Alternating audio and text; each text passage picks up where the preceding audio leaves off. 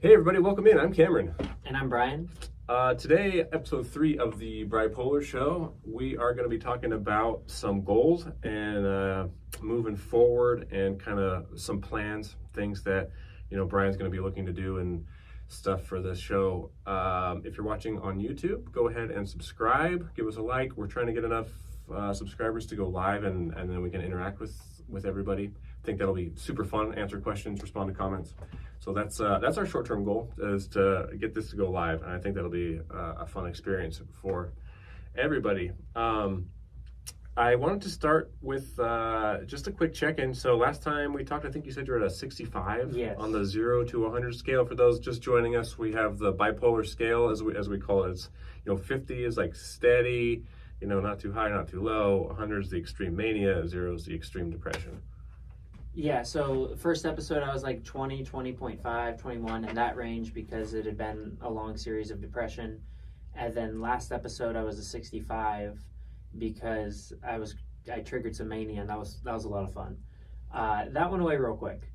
I'm back. I'm like a 30 now. Really? Yeah, I mean, so now that I'm on medication, my cycling is faster. So like I still have the same highs and lows. Not as same, they're capped as I told you. But instead of having like an 11-month depressive swing, I'll have a 2. And instead of having 6 weeks of mania, I'll have a night or 2. And I'll have like rapid cycling, and it's good and bad. Obviously it's good because you don't want to be like the long-term physiological effects of being 6 weeks without sleeping is terrible for your body. And then like depressive state when you're there for almost a year, like it's also terrible for your body and mind. But at the same time, like now that I know that it's quicker, I can be in a situation where like I'm in a bad spot and I know that, okay, give me 3 to 4 nights, I might be in a better spot. Okay. Like it's quicker. So that makes the depression side of it easier to manage then? No. Yes and no. It makes it easier. It's still hard in the moment, but it makes it easier to know that it's going to be shorter term. Like the hopelessness is less, which is ultimately what causes me to get closer to 0, or it has in the past. So if I'm like having a hard time getting out of bed, it's still hard to get out of bed. It's like, okay, so when you get in a relationship and it goes poorly, or you break a bone, everyone always tells you the same thing, like, oh, it will get better soon. Now that doesn't help hearing that. Sure. But you know it. I see. Like time heals everything. Yeah. But like it still sucks in the meantime. I see. Okay. So did you feel, was there like a moment where you felt like, oh, mania's over? Yes. What's that like? I was up for like 2 days. I did the push-ups, the walk, the workout, the miles. And then that was last Wednesday. I stayed up Wednesday, all Tuesday night, all Wednesday night. And then Thursday, I was teaching middle school PE. And then right about like 12:30, I was like, whoa, I could take a nap right now. Like I'm tired. Like it just hit.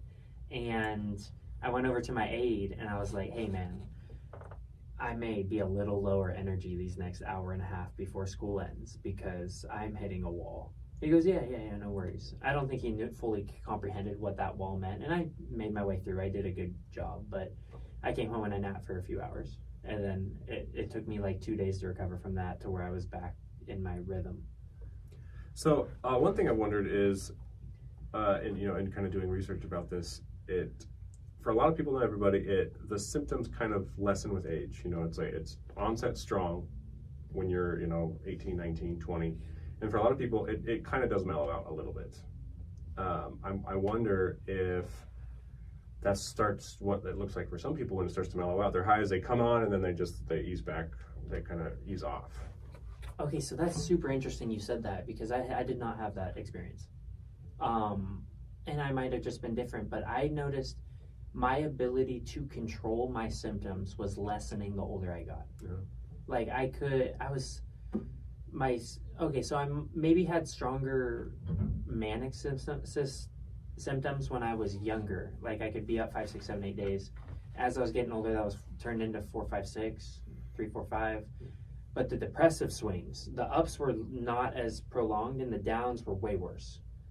So, yeah, it was just, and then when I talked to my therapist, I talked to a psychiatrist, they were saying that like you will continue to have these symptoms and they will continue to get worse until you treat them.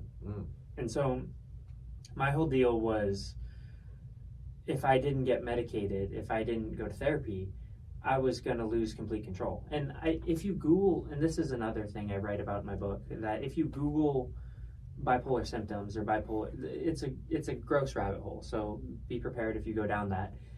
The average life expectancy of someone with bipolar, if you just Google that, is 55 years old, because we just don't take care of ourselves. Gotcha.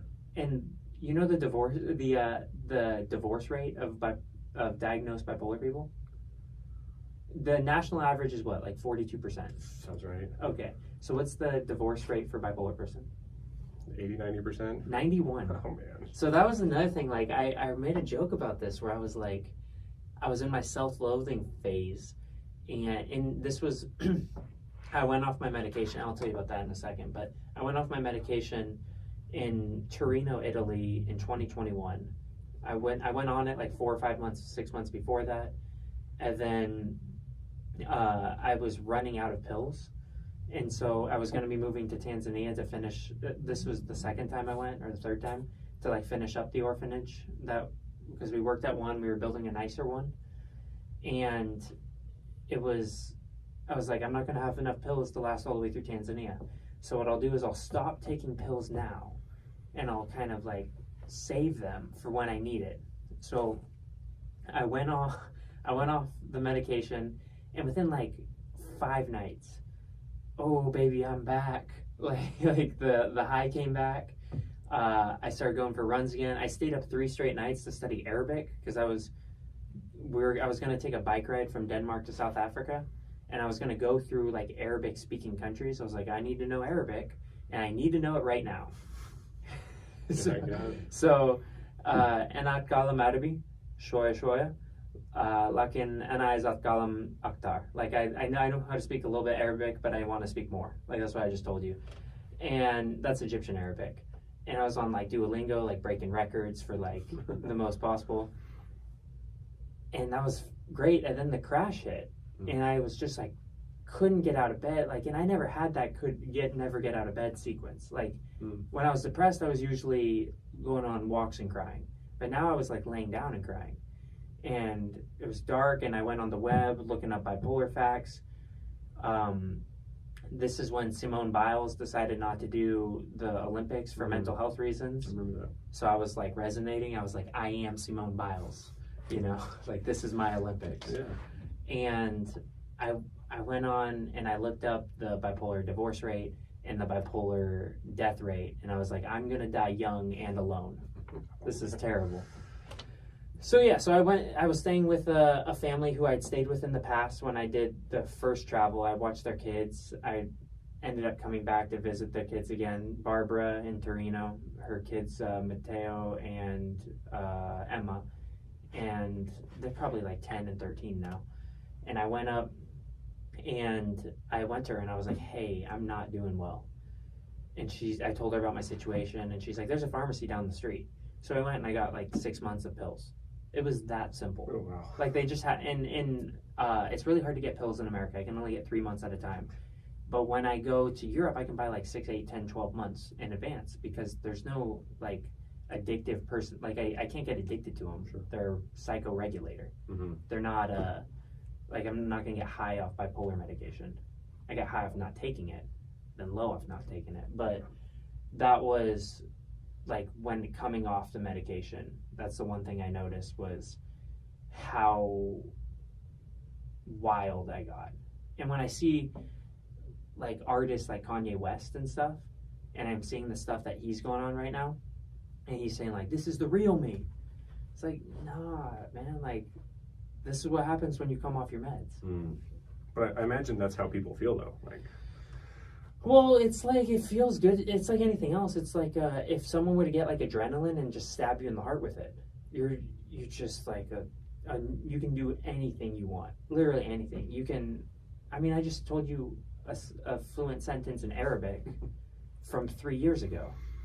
You know? Yeah. That kind of reminds me of a question I had. It's kind of a dark way to put it, but it feels like when you're in one of these cycles, like let's say you're unmedicated, and you're riding like a high, and you're crushing it. You know what I mean? You're hitting all your goals. You're feeling great. Your interpersonal communication is fantastic. You know what I mean? And then the crash comes. It's almost like a cycle of like a drug, you know what I mean? Like I take this drug, it makes me feel good, and then I have a crash. Yes. That's how pretty much all drugs work. It's almost like it's like a drug built into your brain that you have to, like, instead of something that you're taking and have to learn how to not to, it's like you have to learn how to take something to negate this inherent drug in your body. That's cruel. Yeah, it's unfortunate. It's why I can't do like substances. I can't do any other drugs. You know, drugs, alcohol, gambling, like coffee, energy drinks, sugar even. Like I used to go to Movies 14 at like 11 p.m. at night. And I would go to Winco, grocery store right across the street. And I would buy like 5 pounds, like 2 kilos of candy, 5 pounds of candy. And I would just eat the whole candy, like shovel it into my face before the previews. And it was like, I had no self-control. And I was lucky because I'm like, I have a good metabolism and I work out and I have all these things. So I didn't have any, like I could very easily have been diabetic or had other health issues if I wasn't as active as I was. But like, I just have no self-control with that type of stuff. So I have to choose like a very clean life. Otherwise, like every vice becomes the most addictive thing in the world. And I could even see just something simple as like coffee and caffeine, like, you know, you're feeling like you can't get out of bed, like I'm going to kind of manufacture this energy, you know, chemically because I can't do it on my own right now. Like, does that ever like... So I used to pride myself on my energy and on lack of sleep and lack of food. And in hindsight, this goes to like just like being bipolar. Like I have my tolerances up for both of those to where I could, like I'd be on 3 days no sleep and I wouldn't have eaten for a day, and I'd be like, all right guys, let's go for a walk, you know. And I would pride myself on that, and I would always get mad at people who were hangry or they'd be mean when they were tired. I was like, just choose not to be. But then I got on this medication, and when I'm hungry and when I'm tired, everything's the worst. Yeah, and like these are regulated by hormones, right? Like your hunger, your you know, appetite's regulated by a hormone. Your sleep, your energy is regulated by hormones, and hormones are really, really powerful. And if you're having these suppressed by your body and brain, like what's wrong with you guys? And then I feel like, you know, for a lot of people who are like practicing empathy, sometimes it just takes experiencing it to be like, oh, I get it. Okay, I guess this does kind of suck. But for the most part, like, I'm awesome. What's wrong with you guys? Yeah, well, I just thought like it was a choice and they were choosing weakness. No, and I do understand what you're saying. And, you know, like I have a friend, he would get hangry all the time. And me and my buddy were always like, dude, you can just wait an hour and it's going to go away. I promise. And like through practice, he has done that and now he's fine. So there is some truth to that. Yeah. I think some people are a little like, I need to eat every 2 hours. Like, you don't, I promise. Yeah. You don't. And you can, you know, like mind over matter or teaching your body or whatever. I think you can do it, but there is some truth to just like, it does suck being tired and hungry. Like, well, tired more than hungry for me, because like that's the one thing now that I'm on medication I have to regulate. That'll trigger me more than anything, is sleep. I can honestly, we were talking about like, are there organic triggers, and those are trigger me, but if I were to make myself stay up for 2 or 3 days, it'll trigger a manic event. So that was kind of my next question is, do you find yourself like trying to trigger mania because like I'm so tired of being stuck in bed or no energy? No, and although that would be smart, like not smart, but it'd be resourceful. So like, I'm going to trigger a manic episode, I'm going to stay awake. The reality is, I don't want to spoil the plot of this. It was one of my books, but one of the things that I do is I just try to like sleep as much as possible. and it just past time. Because they always, and that doesn't work either, but they always say like, you'll feel better in 6 weeks, 8 weeks, or whatever. And if I could go to bed and wake up 6 weeks from now feeling better, I would choose that. Like, this sucks. You know, that's the feeling I get, where it's like, I'm depressed, I'm terrible, I'll feel good in 6 weeks. Wish I could just knock out into a coma and come back 6 weeks later. But then, like, that's not how it works. It's not the time that makes you feel better, it's the work you put in over the course of time. Oh, yeah, that makes sense. So like, I just need to, like, you know. Well, you know, sleeping through something that's my method when I'm sick. Like, I'm just going to sleep as much as possible so the time passes, so I can spend my time feeling crappy just asleep, not experiencing it. Yeah, I try to do the same thing when I fly. I'm again, we talk about poverty or being poor. I'll do like 61. My last flight from Italy to San Francisco was 61 hours. I had like 4 or 5 layovers, 14, 16, and 14-hour layovers in 3 different spots. And I'm like, I'll just sleep the whole 61 hours. But that doesn't work. And you're in an airport, and they do the things where like it's all tile floors and real bright lights. And I end up sleeping for like 4 of the 61 hours, and I get triggered on a manic episode, and I'm flying, and I'm like, what if I do this for my next idea? What if I do this? I'm talking to the people next to me on the plane. They're trying to sleep. They're hating me, but I'm trying to make it work. Here's a question I have is, and now, like, I'm not a doctor, I don't know a lot about this stuff, and I've kind of mentioned before, like, you know, you get like stuck on something, like, this is it, this is the future, whatever, and like this can lead to a lot of good things, learning languages, traveling, doing new projects, new skills, and you said, you know, like, it can turn into like an addiction, and I said, you know, it almost sounds more like an obsession than an addiction, because parsing words, I guess, English on that, but, and then, you know, you said, like, especially younger, you have no, like, impulse control, like, go eat candy. Like, this sounds like bipolar has a lot of overlap symptoms with, like, OCD, like literally obsession compulsion disorder. Yes. And people use that term, like, they use that term way incorrectly all the time, drives me crazy. Yeah, like, oh, I have OCD, I need the TV volume to be on an even number. Right. Yeah, it's like, I'm not a doctor, but I don't think that's what it is. Right. Yeah, a lot of times when people say they're OCD, like, you're just kind of a control freak, honestly. Yeah. That's what it is. Okay, so I'm going to go on, like, a quick rant on this. Like, oh my God, this bothers me. When people say, like, oh, I'm a little bipolar sometimes. Yeah, me too. Like, stop that. You're not. Like, that diminishes everything I go through because you think you're a little sad today. Mm-hmm. Or, and I'm dyslexic too, when people are like, oh yeah, I'm a little dyslexic sometimes. No, like, these are disorders and diseases. Like, stop saying that you feel a little bipolar today. Or on the flip side, like, I teach middle school, and a kid will go to different people in class and be like, she's crazy, she's bipolar. Like, stop that. Yeah. And it does, it delegitimizes people that actually have these things. And, you know, a perfect example is one of my coworker, we were kind of hanging out, and he was talking about how his 4-year-old son has been diagnosed with ADHD, like severe ADHD, medication needed for it. And this other coworker goes, ADHD is not real. Oh. And, you know, like, and I feel like how we get to that place is like people just throwing it out there. Yes. You know what I mean? Like, I just drank a coffee, double espresso, and I'm out. And then, like, you're not paying attention to anything because you're all over the place. You're like, I just have ADHD. And people hear this over and over again, like, that guy's a jerk. That guy just doesn't care. And they're like, you know what? I don't think this ADHD is real. And it comes from a place of ignorance. Yeah. But this is what happens when people throw around these self-diagnosed terms all the time, and it can really, like, delegitimize people that actually have these conditions. Yeah, 2 things on that. One, the ADHD. I dated a girl who had legit ADHD. Brilliant woman. And she had, she'd be working on something for, like, 3 hours and get done 12 hours worth of work. And then I would leave the room for 3 hours, and I would come back, and she would start crying because she didn't know what, like, she's like, why I didn't do anything the last 3 hours. I don't know what happened. You know, like, there was that disconnect. And it was, like, really frustrating for her because there was, like, deadlines. Like, I have to do this before this. And that was bad. But, like, if you do have ADHD, there are things like body coupling, which helps, that I read about because I was dating her and I wanted to be, like, more helpful. Sure.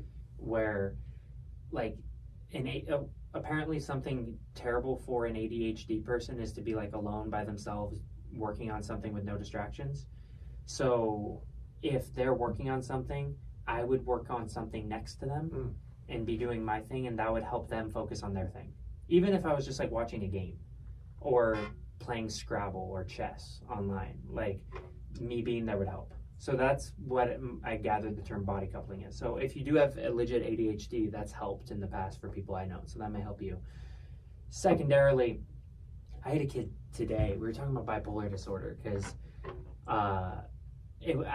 to be honest, it wasn't even me who brought it up, because I don't mention this to my students because of the stigma yet. And they're 12; they don't need to hear this, or maybe they do, but it's not my call. They can hear from their parents at home, or TV or whatever. But this kid says mental health is a lot of times people's fault, and I go, okay, expand on that. And he goes, well, like, it's like drugs and alcohol based. Like, if you do drugs, you'll have mental health issues. I was like, some people, and I'm thinking like I've seen that happen. Yeah, like some people, sure. And some people, like, if you do, a lot of people can do drugs and alcohol and have like, they can just carry on about their day. Like, they're very high functioning. They don't have the risk of the stuff that I would have. But I'm thinking, and then I ask him, like, what do you mean by that? He's like, well, like, paranoid schizophrenia, bipolar, like these disorders like you get from doing drugs. And I just kind of changed the subject, but at that point, like, I can specifically tell you I'm not bipolar because of drug use. You know, like, that was, you know, I've never even had a coffee. So I thought that was interesting that and he's 12 or 13, so he's hearing that from somewhere at home or TV or media. But there's I had a buddy I went to school with, and he took DMT, the drug. I'm not entirely sure what it is, but it triggered something in him, and he dropped out of school 3 weeks before graduation because he claimed the world was going to end on prom night. And he has since been diagnosed either as bipolar or paranoid schizophrenic, but that was like a trigger, and that can happen easily. But it can, you know, like, you can also have these disorders without drug use. Sure. Yeah, and I think that, you know, you look at, like, if you look at like a lot of homeless people that have, you know, mental illness, a lot of it is, you know, comes from being in the military and having terrible experiences there, or, you know, fall into hardcore drug use. You know what I mean? Like, they probably weren't on a path to this until things happened, whether it was their choice or not. Like, they were not on this path, and it was diverted. Yes. So, but to be fair, it's like everything is like about like parents do this, where you're trying to funnel your kids up for success. Sure. Set them up the best way possible, because you can't prepare. A lot of parents will make this mistake, is they try to prepare the path for their kid, but that doesn't work. You have to prepare your kid for the path. And so you can't lay out all these things. Like, I can't go to my son's school and talk to every single one of his teachers and say, you need to treat him like this, and then go to his first boss and tell him you need to treat him like this, and go to all of his customers at his first job and say you need to be, you know, you just have to, what's it they say, life is 10% what happens to you, 90% how you react to it. So I believe that. Yeah, so my parents were great, because they set me up for success. Like, I had the sensory integration disorder I told you about, where I got kicked out of preschool. They went and got me occupational therapy. I did that for years. And then I had, like, the dyslexia. We got, like, accommodations at school. And they put me in all these after-school programs. I never did drugs. I never did alcohol. Everything in my life geared me toward being upper middle class successful. And my disorder said, hold on now. You know, you're gonna pay attention to me, dang it. And so all of the, like, if I didn't have all of the support that I had, I would be homeless on the side of the street. I would be drug addicted. I would be all these other things. And I just got lucky to be in the situation I'm at right now. So if we can set up situations where people have the same support that I have, maybe they'll have the same success dealing with this disease that I have or this disorder that I have. Because it can be giving too. Like there are moments of pure brilliance. Sure. Where I can do things that no one else can do. But I have to manage the highs and the lows that maybe someone else might not have to. That makes sense. And you talk about support and how you had, you've done some research on ADHD and like, how do I help this person, right? Yeah. I'm a big believer in that, Mike, because no one's perfect. Everyone's kind of got their things. If you can, even if you don't feel like it's your responsibility to help someone manage what their own issues are, like it can help a lot. Yeah. And so, as someone with bipolar, what kind of advice would you recommend to somebody that's like, I have my partner's bipolar. How can I support them better and put them in more place of success? Well, okay, so it'd be so individual specific, right? Okay. So I need to hear what their symptoms are, like because I told you about when you're high, it's different. If you're bipolar, your high might be different than my high. Your low is going to be different than my low. Okay. So first things first would be identifying what your danger point is. That's the first. So I'm not necessarily dangerous when I'm up. I'm reckless as hell when I'm down. Like I'm self-sabotaging. So how do I, first thing, if you want to date someone that is bipolar, find out where their danger point is on the scale and what are the warning signs of that. Like when they start to do this, they're like that. Find out what that looks like. And then find out like calming measures. Like what do you do to get what's your mood stabilizer? And is it healthy? Are you getting drunk and going to Las Vegas and blowing 10 grand in a weekend to make yourself feel better because you're down? Or are you climbing Mount Kilimanjaro on a whim without training because you're up? Like where are you at? And how do we talk you down from both of those points before you get there? So I don't know, it'd be so individual specific. Okay, that's interesting. That's fair. Now, do you think, I guess it was obviously probably very individual specific too, but do you feel like you would be receptive? Like, hey, maybe you shouldn't do this right now. Like, or are you just like, nope, I'm locked in. This is what's happening. Okay, so that, but I would need to be like distracted. Like I would need to be given an alternative. Okay. So I'm very non-receptive to people telling me what to do. Most people are like that. But that's like, I have a joke in my comedy set where I hate being told what to do so much that when I was 18, I said, screw you, genetics, I'm left-handed now. And I switched to left-handed. Really? Yeah. Like I write lefty now. I shoot lefty. I brush my teeth lefty. I just decided I was going to be left-handed. So I'm technically ambidextrous now. I can do things. That's weird. Yeah. But,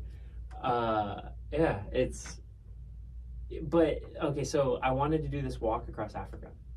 And my parents were telling me, like, don't do it, don't do it, don't do it. My sister's like, don't do it. Everyone I talked to was like, that's a cool idea, or don't do it. Very polarizing. Mm-hmm.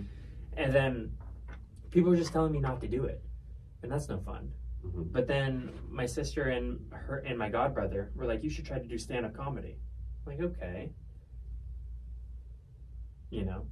Here's the plate I want. Here's the plate you're offering me. Maybe I'll try this cheese instead.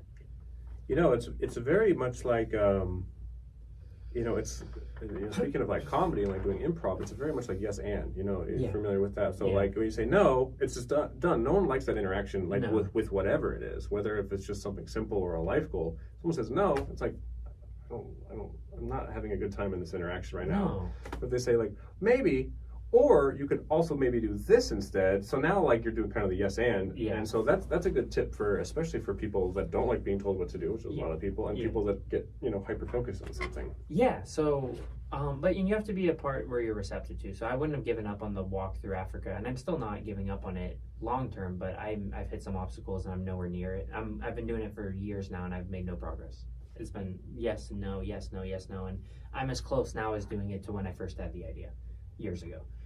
So maybe I take a different path. And my mom was real good at trying to get me to not do it, but her ideas were like, you should be a traveling translator. I was like, I don't want to go on like tour guides and be like, this is Rome.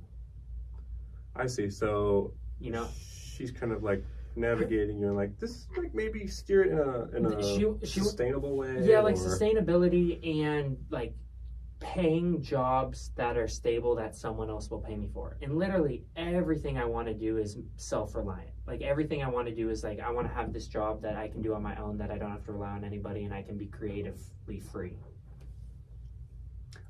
Did you know, I don't remember what the percentage is, it's really high. Business owners have a large amount of dyslexic because they don't like to work for other people. They've been in the system. There's some correlation with like, I get frustrated when I'm trying to like learn and read this stuff, and it's like, I'm gonna work for myself. Yes. And it starts young, you know what I mean? Yes. And so there's a high correlation with that. And I'm sure like with some other stuff too, like being bipolar and stuff. It's like, I'm gonna work for myself. Yeah, and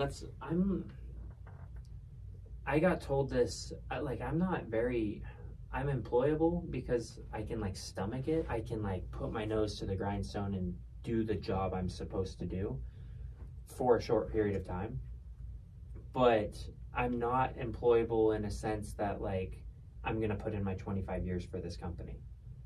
So I need long term to either work for myself or work for myself. Okay.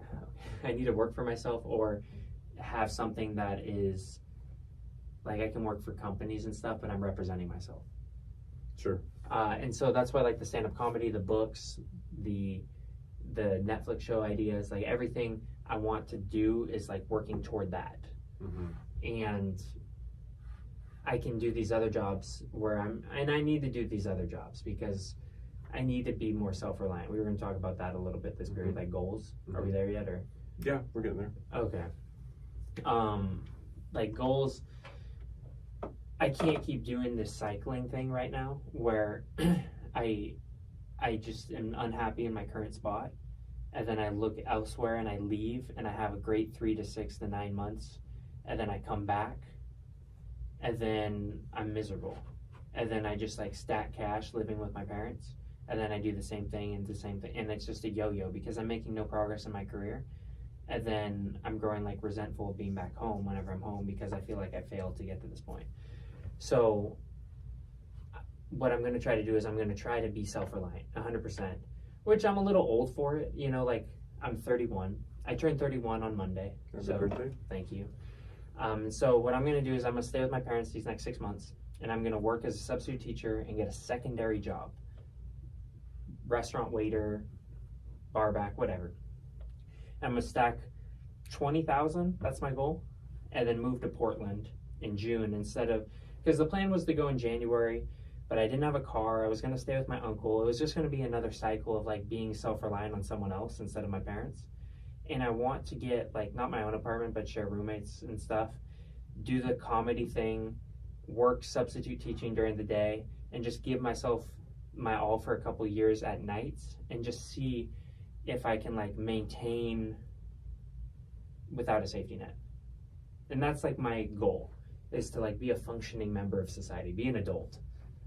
So, I mean, like that's one of my questions is, do you desire the stability? Like, is that something you desire? You don't desire it? No, I mean, I desire stability in like, so that I have a secondary goal to this dream, which is I want to go to Portland by August. June, July, August, somewhere in that range, whenever I get to 20K. And then in August, I would start doing the stand-up comedy and open mics every single night. You know, just give it my all, nothing else matters, which is how I focus on a task, which is how I've achieved my tasks. And I would hope by December, by my birthday, to get my first paid gig. And that could be $10 to perform at this restaurant. If they pay me $1, that counts. So if I do 4 months of shows, 30 days a month, say I'm doing shows 26 of those nights, 104 open mics to get a paid gig. You know, I don't know if that's realistic or not, but I have like these goals, and then from there I can see if it's a possibility, like can I do this? Do I like this? Is it possible? So small goals, and then from there I'll reestablish and I'll set new goals once I get my first paid gig. Then I'll be like, I want to have headline in this much, or you know. Yeah, I think too, I do think one of your strategies would to be kind of fall in with some like fellow upcoming comedians. And the reason I say that is because you look at some of the top comedians now, and they're like friends with a lot of other comedians. And if you look back, like they were all kind of came up together. They traveled together. They shop jokes together. They're just kind of funny to be around. So that might be something, and I think it would be easy. Like if you're doing shows and you're doing open mics where a bunch of people are getting up there, I think you'll pretty quickly know like that guy's funny. Like, I want to hang out with that guy, and then you can build each other a lot. And I've seen this in different industries too, where like you have 2, 3, 4 people get together that are like-minded. They build each other. You become a sum greater than the parts. Well, I wouldn't be the first person in the world to be successful on the heels of my friends also being successful. Like judging what you're saying, like a lot of how many people in this world got jobs because of who they knew as opposed to what they knew. Mm-hmm. I'm a big believer in that. Yeah. So I hear what you're saying. And just like it's crazy the amount of like articles I'm reading on comedy, like how to make it as a comedian. And a lot of it's like work on your material, make sure your set's nice, always refresh. But the other half of these articles are like, be nice to the people that are having you there. Like, don't treat the wait staff as if they're beneath you. Like, obvious stuff. Just don't be a terrible human being. Like, okay. It goes a long ways. Check. So I can do that. Like, I'm nice. So, and then the material will come. Like, I'm in a spot now where, like, I have really good material. Because I've lived and I've written for 5-6 years. And I can generally tell a pretty good story, but what I've never done is to stand up on the mic with my material. And so there'll be some bombing, there'll be some learning curves. But I think I have a better foundation point than a lot of people when they're starting out. Like the Matt Rife guy, I heard his story, and I'm not a huge fan of his comedy style or his jokes, but I heard he started when he was 16 doing stand-up. And 16-year-olds aren't funny. I know I teach them. They don't have that. They don't have the life experience. Mm-hmm. They don't know how to hit mass audience, and they can't tell a story. And they haven't lived yet. So, as someone who has lived, I think I'll have a better foundation. Yeah. I mean, I hope you're right. I do think it is hard. I've just listened to lots and lots of comedians talking about how hard it is. Well, how many of them started off as comedians? A lot of them, right?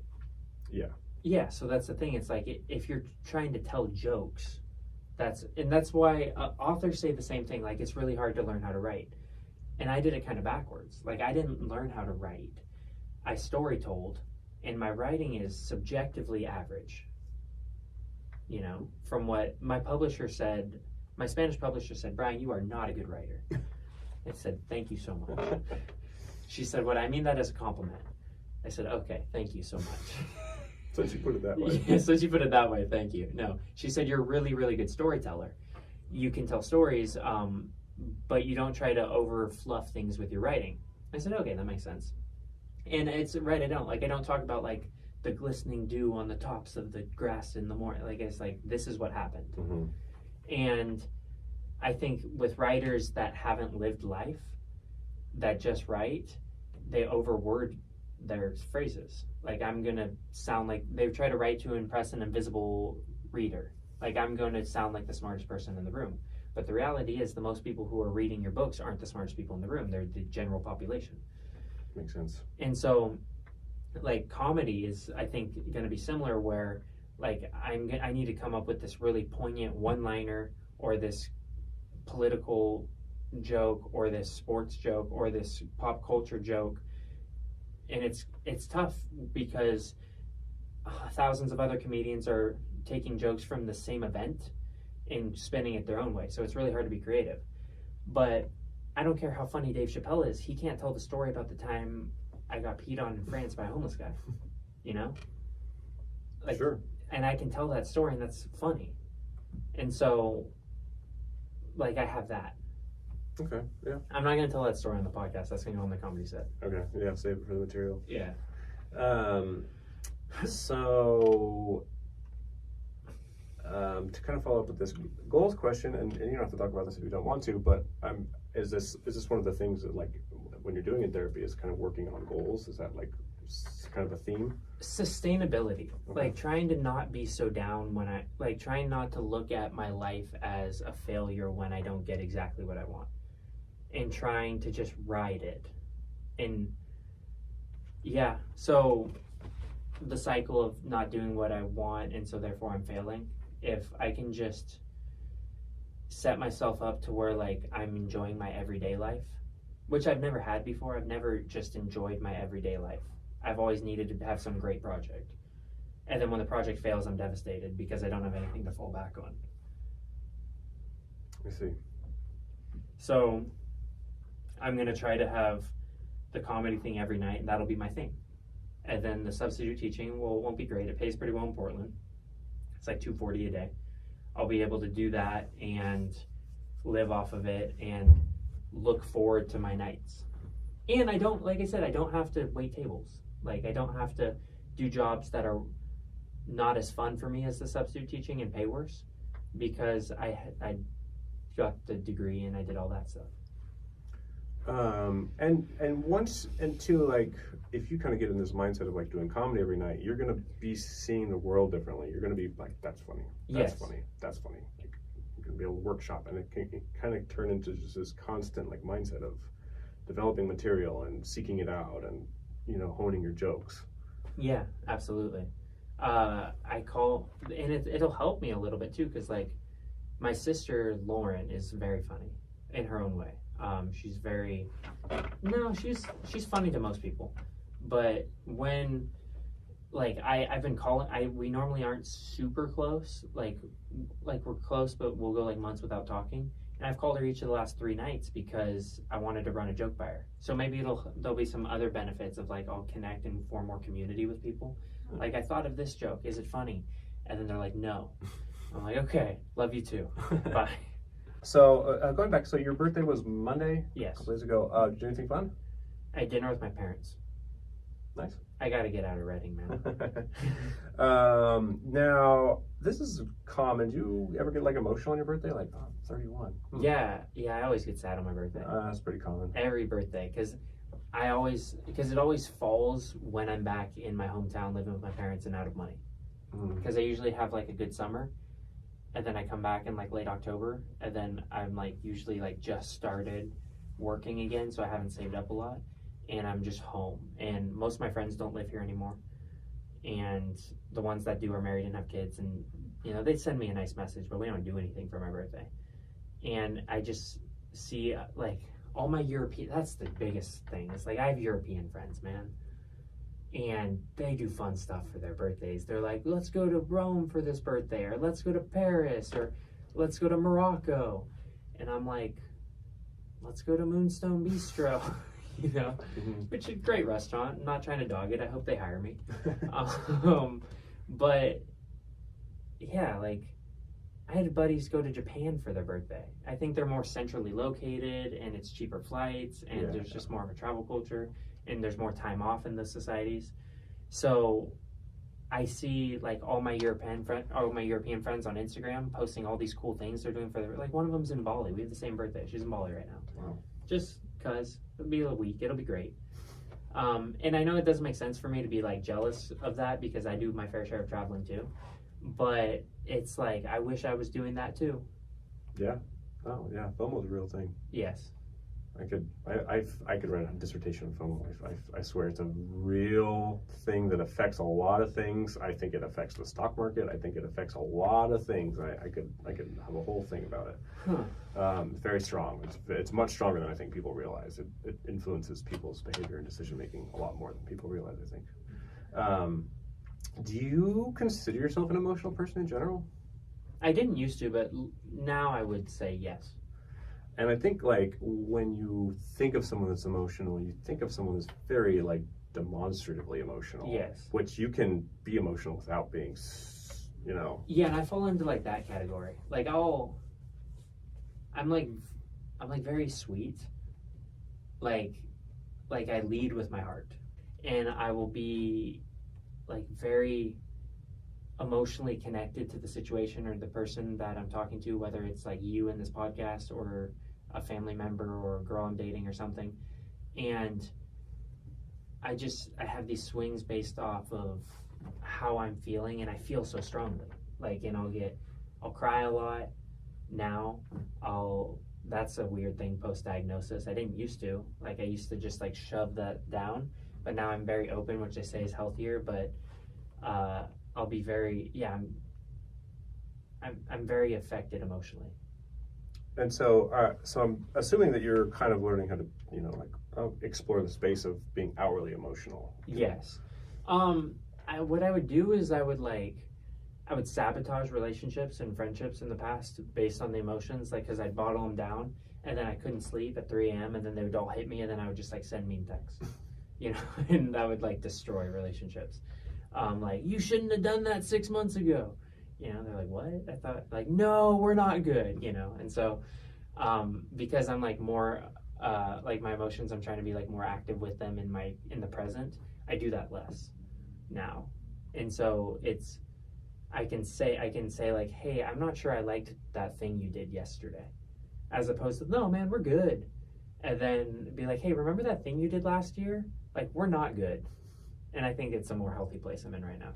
Yeah, and I've experienced that too. Like, learning how to communicate for some people is really hard. Like, or communicate what they're feeling. Especially like communicating difficult things. Like, yeah. And have you experienced, as you're learning how to like express your emotions and communicate with these things? Do you find sometimes like, well, that wasn't probably the best way to do that because you're learning how to do it? Like, not so much yet. If I'm communicating, then I feel like I'm doing a good job. okay. Like, the how isn't as important. Like, usually it takes a lot for me to be like, I didn't like that. So if I got to that point, like, you probably did something wrong. And then how I reacted. So, God, I used to have, like, with one ex, I used to have this one fight where it would be like, she would just like pester me like over and over about like, I want to do this and this and this and this and and like a lot of things. And then I would like snap at like the 20th thing, and then she'd be mad at me, and I'd have to be apologetic. Mm-hmm. And then I'd feel mad at myself after, like, why am I apologizing? Like, yes, I snapped, but you were being awful for like a day and a half straight, And so, not letting it get to that point, whereas I could communicate instead of after 20 things, after 3 things, be like, hey, I'm not loving the last 3 things. Like, let's work on that. And then if they choose to react negatively, it's like, okay, bye. That's a really common relationship dynamic with I wouldn't say it's a common if it's an unhealthy relationship, but it can happen in healthy relationships too, where someone's kind of doing something, the other person's ignoring it, the other person finally snaps, and now the other person plays the victim. Like, yes. Why are you yelling? Yes. That. You know what I mean? And now everyone's dysregulated. Like, I don't know why. Like, I don't know, how did we get here? It's just like, why am I the bad guy right now? Now I'm frustrated. And so, but yeah, being able to identify those things, and it's like, is huge for like growing and building like healthy relationships. But it's hard. It's a lot of trial and error. Like, they didn't teach this stuff in school. No, and like, communication's such a big part of life. And like, whether you have mental health disorders or you're just like trying to navigate it as a psychonormal, psychoregular, neuroregular. Yeah, something like that. I watched The Accountant with Ben Affleck, mm-hmm. and they referred to him as neurodivergent. No, something else. Yeah, whatever. But if you're more regular on the spectrum, then like you still need to know how to communicate. Sure. And I feel like I can communicate incredibly well when I'm emotionally regulated. But now it's trying to do a better job at that when I'm not. That's hard. That's hard for anybody. Yeah, but I don't know. Like I had a series of friends that I called on my birthday, and they didn't pick up and didn't say anything about it, and like they posted on their social media like within the day or two after, like stories like, check this out or what, and I'm like, all right. And that ticked me off a little bit, but I'm like talking about it as opposed to like, hey, bud, Yeah. And it's like, as you can like communicate and learn and stuff, it's like sometimes you figure like, you know what, that friend was really good for me in that place and time, and now like maybe they're not the best person for me now. Not to take anything away from the relationship that we had, but like I've grown, this person maybe hasn't. Okay. I saw a meme on Instagram where it was like a guy, it was like a guy rowing a boat and a girl on the boat, and like the girl's stepping off the boat and another guy's waiting on the dock, like holding her hand, and it's like, just because you were a part of my journey, just because you weren't a part of my destination doesn't mean you weren't an important part of my journey. And I feel like for most of my life I've been the dude rowing the boat, and so it would be nice to be the dude on the dock sometimes, not just relationships but like with friend wise, and so we'll see when that happens. But yeah, I'm learning to try to appreciate being the boat guy more than just like being resentful that they have to get off on the shore now. Yeah, I get that. That's a hard thing though. Like, it's never going to be an easy thing to accept. When I kind of realized that about myself, it's like, you know what, that was a good friend. It was a good friend for that place and time, and like we can still like, you know, hang out and talk or whatever. But it's not the same, and it's fine. You know, like it's okay. And that was a big thing. Like, especially like leaving high school, you know what I mean? Because it's like, I just thought all my friends were going to be my friends forever, and they're not. And they're not. And it's okay. Like, they were great friends in high school, but they're different people now. We're different people now. And, you know, accepting that was a big kind of weight off my chest, kind of learning that dynamic. Well, just like knowing that they don't, like, okay, so the people who I talked to from high school, I feel like don't get me, who I am, the 31-year-old version of Brian now. There's like 2 or 3 who I've stayed in contact with who do a really good job. Mm-hmm. But a lot of like my core friend group in high school, like if I bumped into them on the street right now, they wouldn't know how to handle a friendship with me now. Like, I'm a different dude. And so, yeah, it'd be almost unfair to expect that of them. Yeah, and that's a good philosophy and way to look at it. But I mean, like, think about it too. Like, let's say you're just even like, you know, you pick up a sport like, you know, basketball, and you're playing, and like it's fun and you're competitive, but like then you get better, and it's like they helped me get better, but now it's not as fun playing with them. Like, I'm so much better. I'm not being challenged. And like, they were great for that summer where you learned to play and got better and stuff. But like now, like, it's okay to still like to be friends with them and stuff. But like, you don't really have a desire to play with them anymore. And I used to get like sad or resentful about that. But like, it's just, I think it's a part of life. And when you kind of accept that that's something that happens, it's easier to navigate that.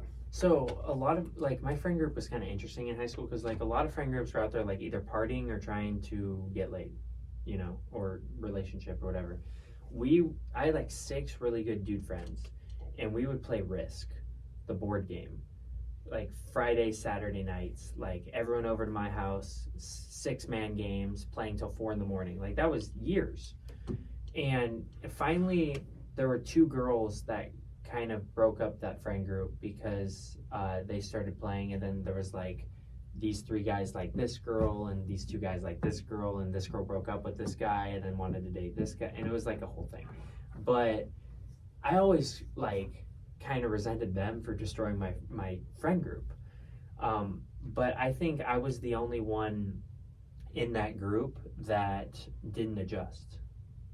So like, the girls became part of the group, the guys stayed part of the group, and I ended up kind of on the outside of the group, doing my own thing. And it happened kind of organically, and I ended up moving to Brazil shortly after, and that's the friend group that I don't really talk to that much now. There's maybe 1 or 2 from there that like I wouldn't recognize now, that I would recognize now, and I still keep in touch with. But it happened so quick that, you know, like, I guess they got me to where I needed to get to, and I got them to where they needed to get to. But it was super weird that like I wasn't focused on all the regular things other high school kids were focused on. It was just like, let's play Risk, you know? Yeah, no, I get it. That was me in poker. I just want to play poker every night. Really? I didn't want to go party or do anything. Just poker. So yeah. So like you pivoted pretty quickly from that. Like, as it fell apart, you're like, all right, Brazil, I'm off.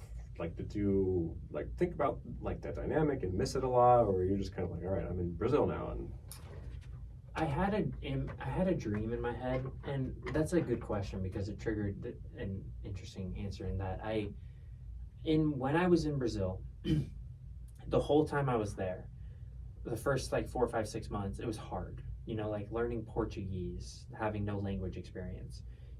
different culture, host families that aren't super welcoming. Because there's a rule that if you send a kid away in Brazil, you have to host one in.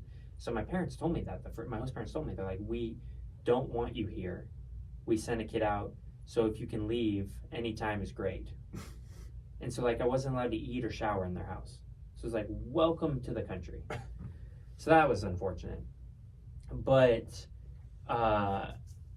it was hard, but I, had this image in my head of, when I get back to the United States, I'll have these stories, our friend group will get together, it'll be great. And I had this sort of, image. And it wasn't until about the 6-month mark that I stopped, trying to, message them all the time on Facebook and stuff and see how they were doing, because I was unhappy where I was at, and I was unhappy not being where they were at. So I just, fully bought into where I was at that moment.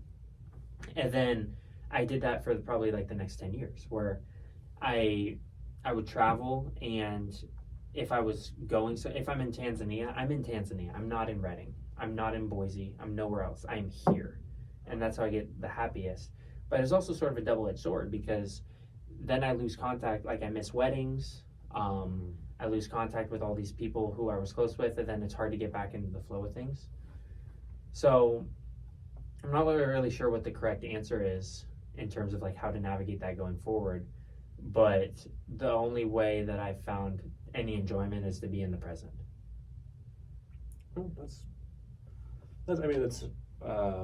they say that you shouldn't, you should learn from your mistakes in the past, but not dwell on them. You know what I mean? And you should not be too concerned about wrapped up in future plans to the part where it's debilitating on what you're doing in the future.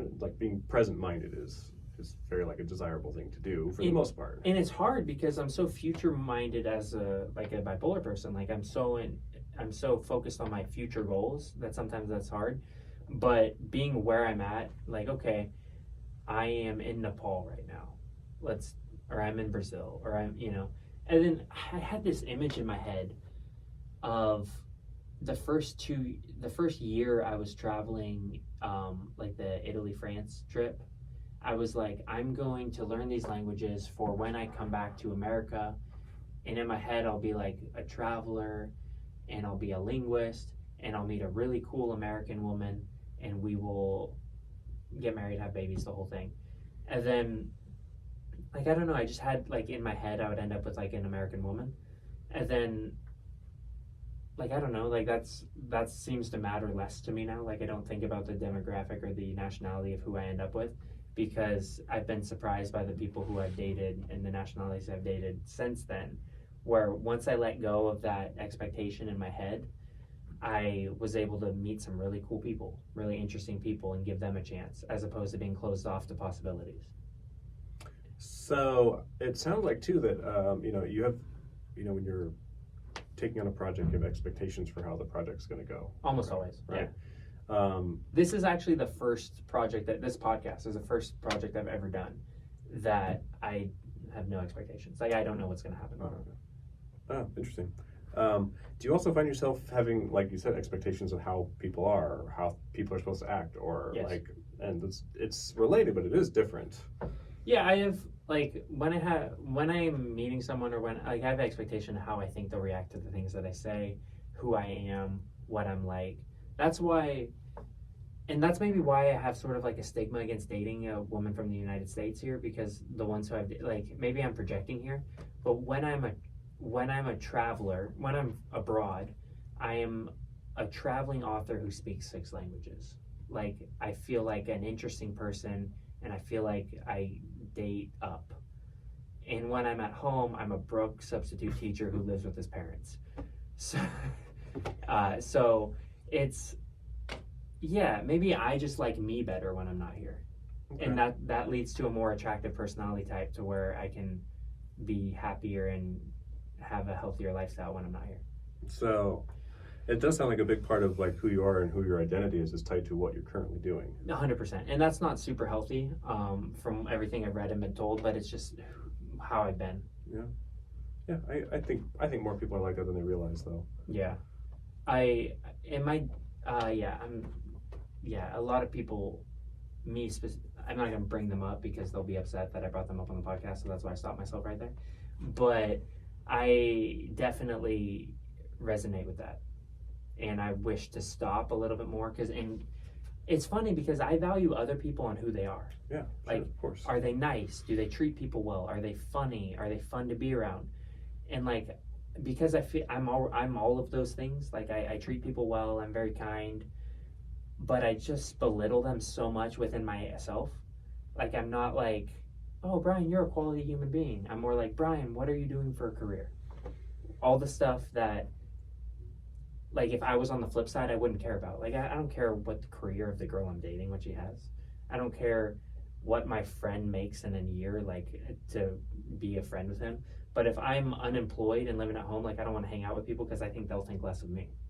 Which is interesting because they shouldn't, because that's more on them than it would be on me. And if the roles were reversed, I wouldn't think less of them. Sure.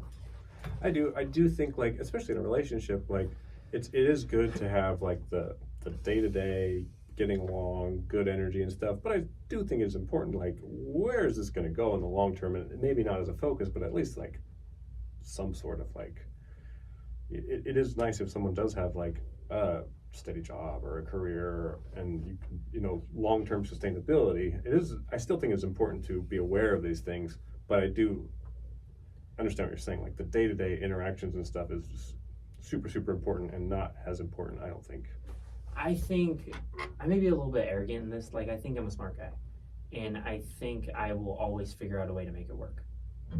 Like, financially, like, I think if the motivation is there, sometimes I lack motivation, and that's when I struggle. But if I have, like, a wife and kids, I will always be motivated to do what I can to be successful, to provide for that. And then I hope that whoever I end up with will also have the same desires to be successful and, like, financially to provide for us too. I don't know. I think I'll make it work. Like, I have that internal optimism. Whereas, like, I just want to enjoy being around you. Everything else will take care of itself.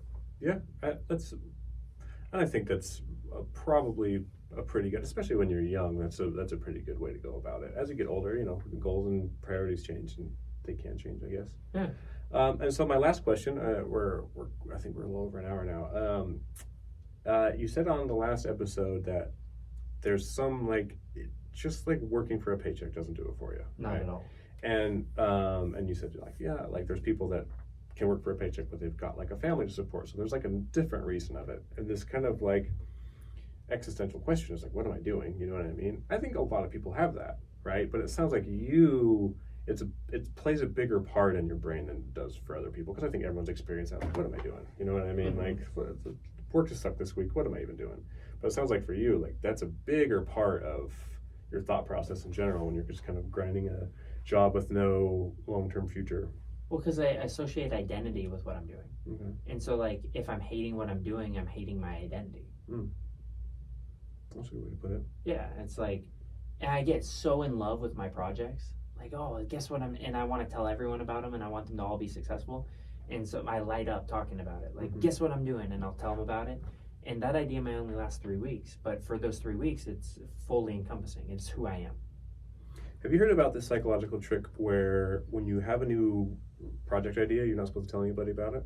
I've heard that. And what happens is you tell somebody about it, they get excited for you, and you actually get the same chemical feel good as having completed it. Mm-hmm. And so the more people you tell and the more they get excited for you, you're already getting the chemical reward Without putting in the work. I do the opposite in terms of, like, if I tell people, I feel like I have to do it because I've committed to it. Like, I don't want them to think I'm flaky. Sure. I mean, there's something to be said for having some, accountability for what you say you're going to do. So, like, I ran a couple marathons, and I told everyone I was going to run these marathons, both of which without training, like, one to win a bet, one post-breakup. And if I didn't tell people I was going to run that marathon, each of those mornings when I was up at 4:30 in the morning, I would have just gone back to bed. But I got up and it was 4:30 and I was like, well, I already told like 30 people I'm doing this today and they're going to ask about it. And I was tired and I went to bed late or I didn't fall asleep is not a very good excuse. So let's just suck it up and do it today. Yeah. Well, so that works too. Like, that's definitely something that didn't sit for accountability. And LeVar Ball, right? Speak it into existence, right? LeVar Ball. God, I'm glad that's no longer a thing. Never lost. Yeah.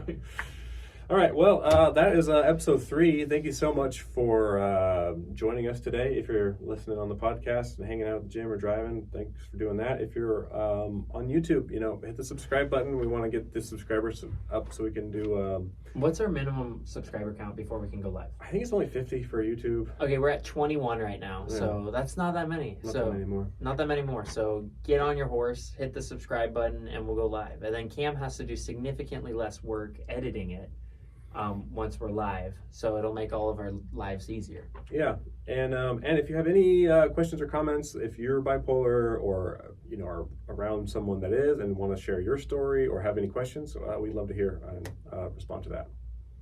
Thanks for listening, and we'll be here next week. Yeah, see you guys.